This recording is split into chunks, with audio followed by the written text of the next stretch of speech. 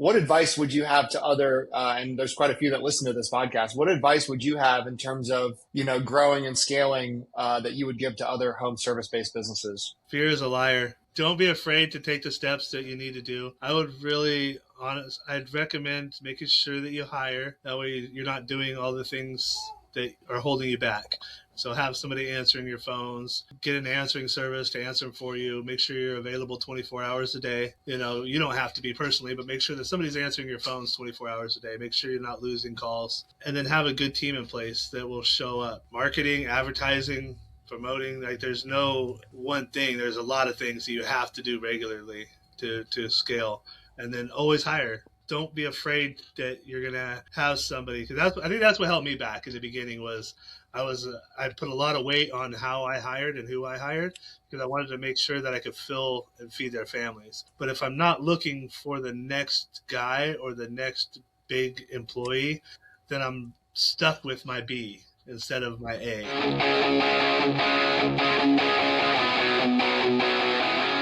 This episode is brought to you by Pierre Tax and Accounting, led by CPA Eric Pierre, a seasoned accounting and tax expert with years of experience helping individuals and businesses navigate complex financial landscapes. Whether you need personal tax planning, business tax strategy, bookkeeping, or financial planning support, Eric and his team are committed to helping you protect and grow your financial future with clarity and confidence. To get expert guidance you can trust, check out Pierre Tax and Accounting at pierreaccounting.com. We'd also like to thank Data Driven Decisions, founded by Katy Forster, for sponsoring today's show. Data Driven Decisions specializes in accounting, bookkeeping, payroll, and advisory services tailored specifically for small businesses and entrepreneurs who want financial clarity and peace of mind. From KPI reporting to fractional CFO support and QuickBooks training, Katy's team brings big firm expertise with a personal touch. Visit them at datadriven.coach to see how smart financial support can make all the difference in your business growth.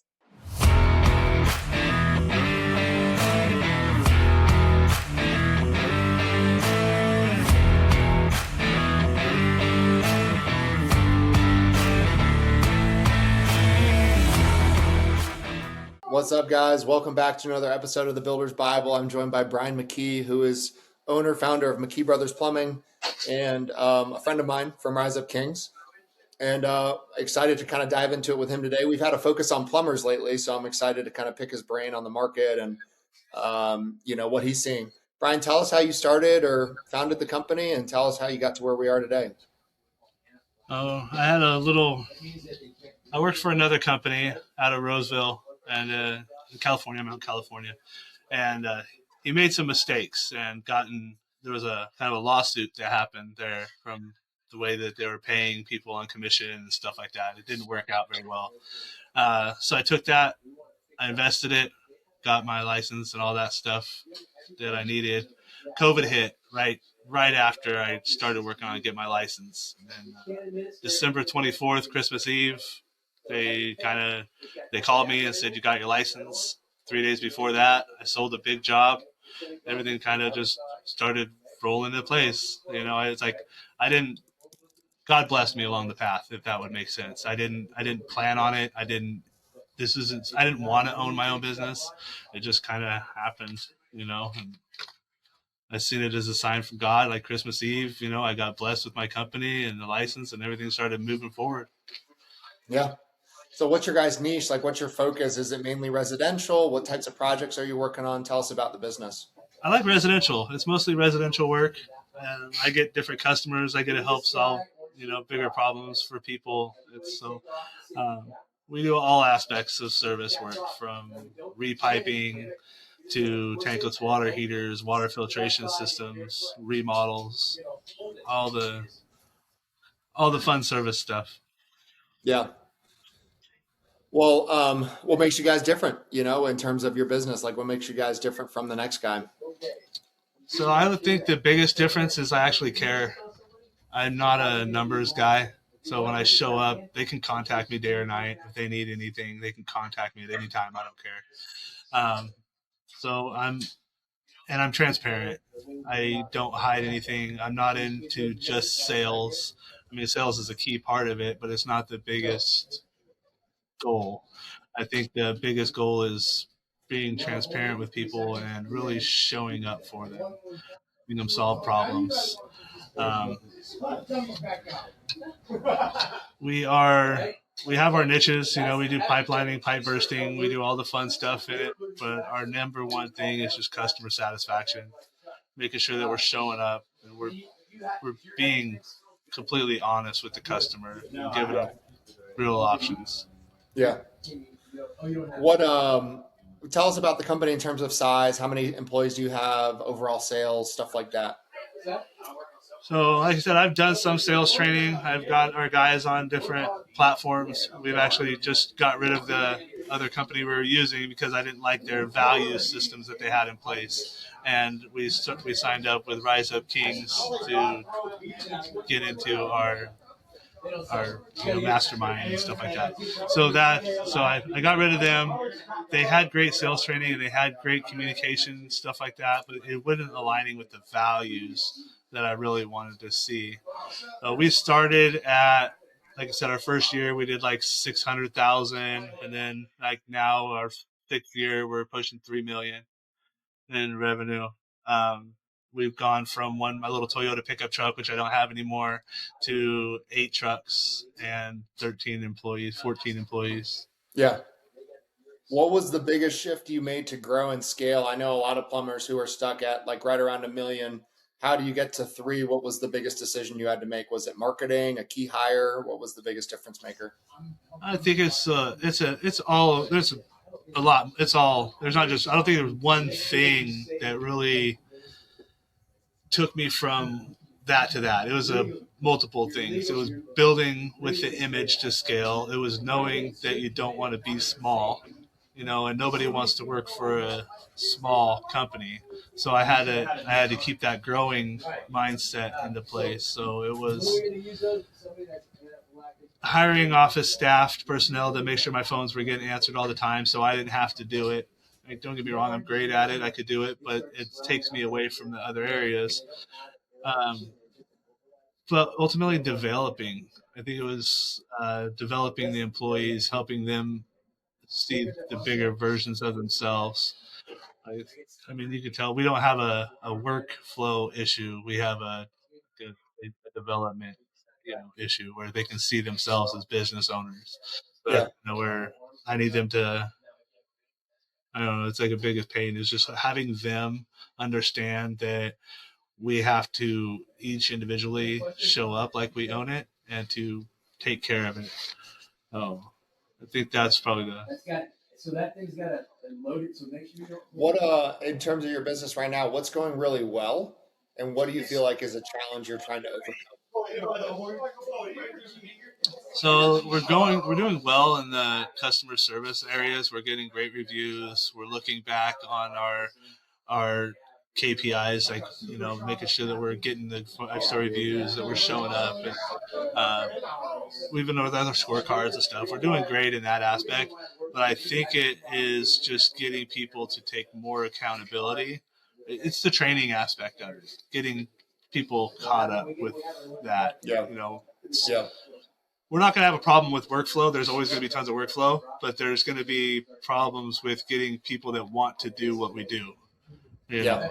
Everybody wants to be TikTok famous nowadays instead of like doing the hard work. Yeah. What where have you found or where have you been most successful at acquiring new clients? Has it been paid ads, referrals? What's been the number one source of new business? A combination of things, honestly. Like I learned not to look in one place. I stole one guy from another company. I stole my dispatcher from Home Depot. I stole, so I gather people from different areas. So we're always hiring. I'm always looking for. Like I met a guy who came out from Oklahoma. It's like, oh, nobody wanted to hire me because I'm from Oklahoma. I was like, I want to hire you because you're from Oklahoma. That's why I wanted to. You come from an area with good principles and values and morals. So I Yeah. think you would be a good fit in our company. So Yeah. I don't. I've gotten some success off of paid, paying to hire. I've had success from just recruitment. And then I've also had referral, good, like, hey, I know a guy that, so one came from an old relationship. The only thing I got out of that was a good son-in-law. Yeah. So, you know. What about new client acquisition? Where have you been finding the most success at acquiring new clients for the business? Uh, I think ours has been mostly focusing. When I first started, like I used like Angie, stuff like that. But as I grew out of that. We don't have time. I don't want to chase. I don't say we don't have time, but I don't want to chase the calls or call people and see if they're interested in the service stuff. So I've focused more on like Yelp and Google ads and stuff like that. Make sure that I have my websites built properly. A lot of people like to be able to book online, I've noticed. So we added that feature onto our website, and we've been getting a lot of people just booking through our website instead of calling and talking to my dispatch team, which is, I didn't think it was going to work that well, but we've been booking a lot of calls through there. Okay. What are some challenges you feel like you're facing right now? Is it employee retention or systems or more business? What are some of the biggest challenges your business is facing? I think it's just the training part, getting everybody to get everybody to the business owner mentality. We have a great culture. Everybody likes being here. We give each other, a rash, when we have fun. We do a lot of company trips. We have a great, we all get along well. We all make sure that we have the same values and that we can grow together. So I think that employee retention isn't a problem. I learned to fire fast. I don't want anybody to sabotage our culture and ruin a good thing. So I learned to get rid of them if they're not aligning well. I think the biggest problem is probably going to be just the accountability part. And I learned a lot going from the rut. I found myself talking to the guys. I sounded kind of like Coach John a little bit, but it was really just talking about the accountability and other things that I learned while we were there too. Is the weight the burdens and stuff that we put onto other people.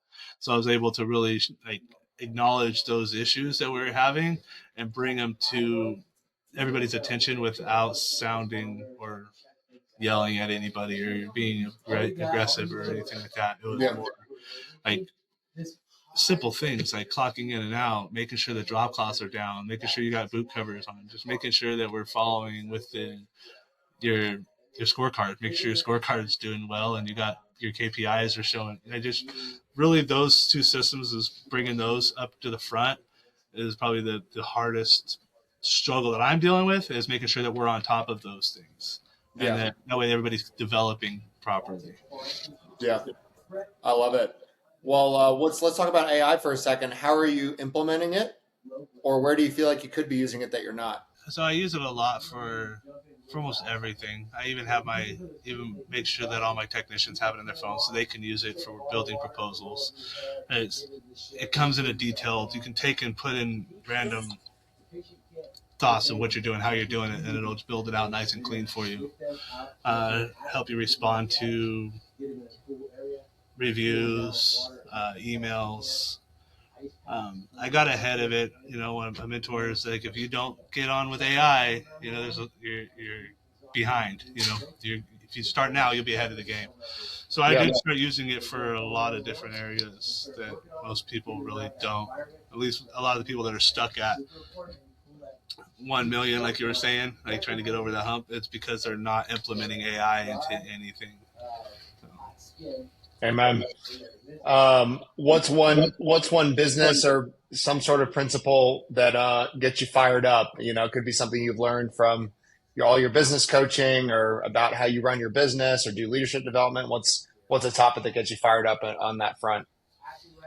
I don't know. I think one of the biggest things that I get excited about is happy customers showing up with great reputation. I like sales. It's always been fun, closing deals, doing bigger projects. But as I've started growing a business, I put on a different hat, I guess you would say. And I would say that now it's watching people grow, investing into the employees. I had one of my employees' moms message me while I had him out at a conference, and She said, "Thank you for loving my son. You're a godsend to my family, and you mean more to us than you even know." And to realize the effect that you have as a business owner and the positive impacts that you have on people's lives, I think that's what really gets me fired up. How can I be better? How can I show them how to be better humans? Ultimately Yeah. what we're doing as business owners is we're training the next guys how to be better humans. Yeah. And to be able to talk to them and show them how they can be better and that they, in these different areas. And I think that's what really gets me excited now is Yeah. developing them to replace me when I'm gone. Yeah. Yeah. I love that. Well, last thing we'll talk about is Rise Up Kings, since I always try to get a soundbite for those guys, but you're fresh. You just went through it last week. Yeah. So, I was volunteering at your refinery and got to watch you suffer through it, in many ways. It was a suffer for sure. So tell me how it's impacted. I mean, I know it's fresh, but tell me how, what were some big takeaways or things that you learned or how it impacted you? Everything, man, from when I walk in the door at home to when I walk in the company here, I'm looking for how can I be better? How was I not falling short? How was I lacking in communication? Ultimately, I realized we expect people to be where we're at without explaining it, in depth.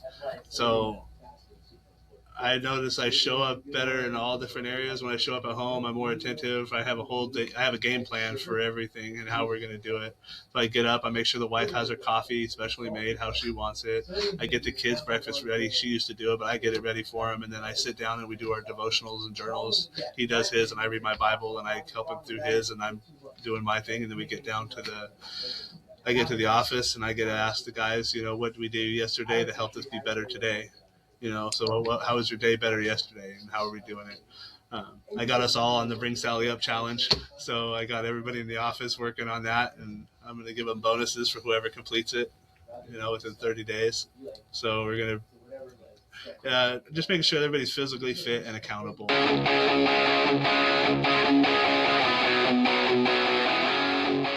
What's up, everybody? This episode is sponsored by Von Finch Investments. If you're a business owner or investor looking to grow your wealth beyond the stock market, you need to check out Von Finch Investments. They give you access to institutional quality real estate and private credit deals without the headaches of managing properties yourself. Their model is built around alignment. They invest alongside you, and they only win when you win.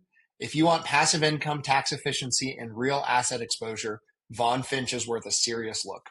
What's up, everybody? This episode is sponsored by ExitWise. If you're a business owner thinking about selling your company, whether that's now or years down the road, you need to know what your business is actually worth and how to maximize that exit. That's exactly what ExitWise does. They help you prepare, position, and ultimately sell your business by assembling a world-class team of M&A experts around you, guiding you from valuation all the way through closing. If you want to know what your business is really worth and how to increase that number before you sell, go check out exitwise.com and get ahead of it. What's up, everybody? Welcome back to the Builder's Bible. Hey, we had some technical difficulties with my guest, Bryan McKee. We brought him back. He has since also gotten another Wi-Fi router, my understanding, for his office. And we were just wrapping up. We had started to talk about the impact Rise Up Kings had on him. And I wanted to kind of just hear about his experience and how it's affected his faith, family, fitness, and finances. Bryan, tell us about your experience and how it changed you. It was definitely an experience for sure. It had me really evaluate a lot of areas of my life where I didn't show up or I wasn't showing up 100%. So I would say it really had me look at the way that I show up at home, for the wife, making sure that I'm accountable, that when I say I'm going to do something, I do it. Fitness, I've been working out every day. Getting my little exercise in, doing some push-ups. I actually pulled a muscle in my stomach, kind of funny. So I got to hold off on my push-up challenge for like 5, 6, 7 days or something like that. But still making sure that I'm exercising and eating right and I read my Bible every day. And I got the kid doing his devotional and journal. So he's started that, and that's been I've already seen an improvement in his reading and behaviors and stuff from that. So it's really, really helped out a lot. That's amazing. What's next for what's your goal as in terms of your business? What number are you trying to hit? What's your kind of 3, 5, 10-year goals for McKee Brothers? I say the 3 years is to not have to be in it. I'd like to be able to expand, move out of California and just start another business in maybe Texas or Arizona or something like that and start franchising out. So I think 3 years is to not be in it. 5 years, have another franchise developed and start expanding that way. And then in 10 years, hopefully sell it and start doing other things, start traveling the world and doing some missionary work and stuff like that. What do you think needs to happen between now and then to get you to where you want to be? I think mostly lock down our core values, get everybody aligned with their core values, making sure that I have the right team trained. So there's a lot of training and hiring that's going to have to go on to get us to that point. It's amazing. Well, I've talked to a lot of plumbers, a lot of home service businesses out there. You seem to be growing pretty fast. What advice would you have to other, and there's quite a few that listen to this podcast, what advice would you have in terms of, growing and scaling that you would give to other home service-based businesses? Fear is a liar. Don't be afraid to take the steps that you need to do. I would I'd recommend making sure that you hire. That way you're not doing all the things that are holding you back. So have somebody answering your phones, get an answering service to answer them for you. Make sure you're available 24 hours a day. You don't have to be personally, but make sure that somebody's answering your phones 24 hours a day. Make sure you're not losing calls. And then have a good team in place that will show up, there's marketing, advertising, promoting. Like there's no one thing. There's a lot of things that you have to do regularly to scale, and then always hire. Don't be afraid that you're gonna have somebody, because I think that's what held me back in the beginning. Was I put a lot of weight on how I hired and who I hired, because I wanted to make sure that I could fill and feed their families. But if I'm not looking for the next guy or the next big employee, then I'm stuck with my B instead of my A. So I had to really get out of that mindset of, I don't want to lose this guy because I might not find this guy. I might not be able to replace him. But if I'm not looking, how do you know? There's somebody better out there that can help you, that's willing to help you, that has the values and the morals and that wants to align with your vision and your mission. Yeah. So I think like knowing your core values, having those aligned, getting a mission and a vision so that way you know who you are and where you're going. I think those are big things, so you can have people that want to align with your goals and your dreams. That's a great word. Well, Bryan, if people want to learn more about who you are and what you do, where can they go?